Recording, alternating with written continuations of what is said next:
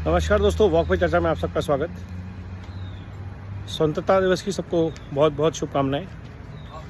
और 15 अगस्त एक मौका है जिसमें हम ये इवैल्यूएट कर सकते हैं, ये करना चाहिए हमें कि हम क्यों अंग्रेज़ों से आज़ादी चाह रहे थे।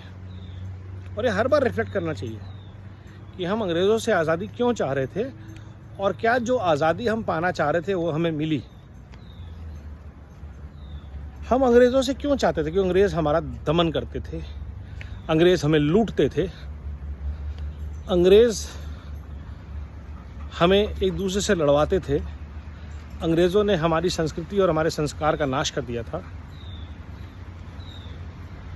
और सबसे बड़ी बात,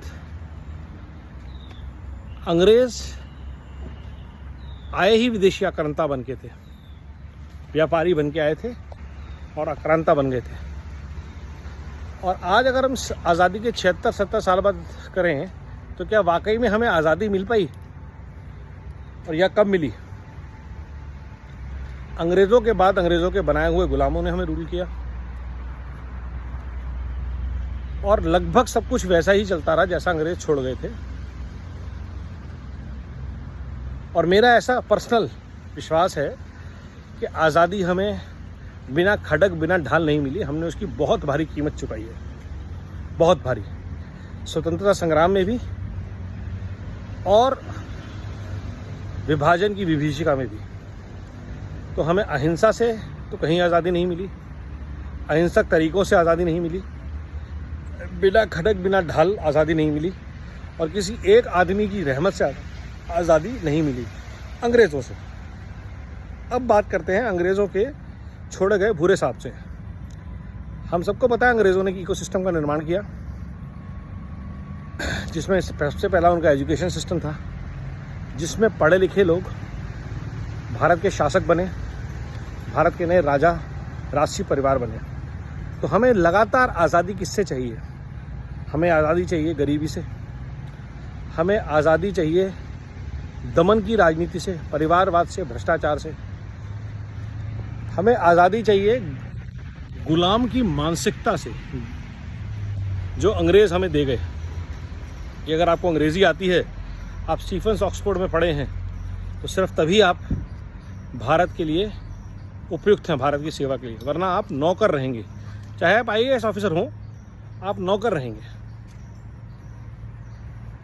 सेवक नहीं रहेंगे। आपको कहा जरूर जाएगा प्रशासनिक सेवा के अधिकारी हैं, बट सेवक नहीं, आप नौकर हैं, आप नौकरी करते हैं। ये मानसिकता जो थी, उसका नतीजा ये हुआ कि हमारे मालिक, जिनको हमने सेवक बन के चुना, वो हमारे मालिक बन गए, परिवार के परिवार बन गए, जिनके बच्चे फॉरेन में पढ़ रहे हैं और वो आके हमें रूल करते हैं क्योंकि हमारे बाप दादा आपको रूल करते थे। ये जो मानसिकता है, इससे हमें आज़ादी चाहिए।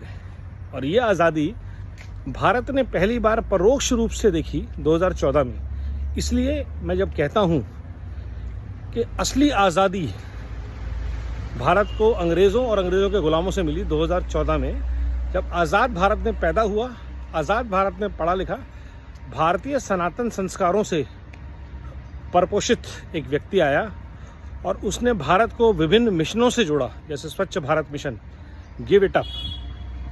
और लाल किले की प्राचीर से जब भी उस व्यक्ति ने आवाज़ लगाई है, भारत एक रूप में उनके साथ खड़ा हुआ है।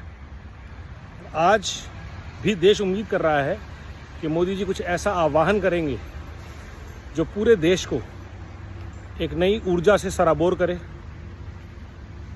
नए मार्ग पर चलने के लिए प्रेरित करे, नया मार्ग प्रशस्त करे। 15 अगस्त की ऐसी कामना भारत में कभी नहीं होती थी। लोग कभी भी किसी प्रधानमंत्री का भाषण सुनने के लिए इतने आतुर नहीं होते थे जितने आज होते हैं, क्योंकि वो एक व्यक्ति है जो आपसे मन की बात करता है, देश के मन की बात। वो एक व्यक्ति है जो आपके अंदर सकारात्मक ऊर्जा, सकारात्मक सोच, सकारात्मक विचार और देश में होने वाली विभिन्न प्रगति की बातें हर महीने साझा करता है। यहाँ पे ये हो रहा है, इसने ये फ़ोन किया, उसने ये बताया, ये विचार पता चला, जो कि शायद देश को कभी पता नहीं चलते। ऐसे अनोखे प्रयास, ऐसे अनोखे लोग, ऐसे अचीवर्स। तो ये जो प्रयास है मोदी जी का, भारत को पॉजिटिविटी, सकारात्मक सोच से जोड़ने का, सकारात्मक ऊर्जा से सदैव प्रेरित करने का, वो एक बहुत सार्थक प्रयास है। वरना हमें हमेशा डर, लूट, झूठ और फूट की राजनीति में धकेला जाएगा कि अरे देश ये तुम्हारे खिलाफ है, धर्म की लड़ाई, जाति की लड़ाई। भारत एक सनातन संस्कृति है और अपने संस्कारों से पोषित भारत के निर्माण में हर एक भारतवासी को जुड़ना है। ये वैल्यू जिस दिन आपके अंदर इंग्रेडिएंट हो जाती है, इंटीग्रेट हो जाती है, हम सारे बिल्ड बैक बेटर भारत अभियान से जुड़ जाते हैं अपने आप। जुड़िए। आज आज़ादी के दिन फिर से एक बार प्रण लीजिए कि हम अपने आप को समर्पित करेंगे भारत के निर्माण के लिए। संस्कार, सनातन से पोषित, प्रेरित, अपने मूल्यों पे गर्वित नव भारत के निर्माण के लिए। वंदे भारत। भारत माता की जय।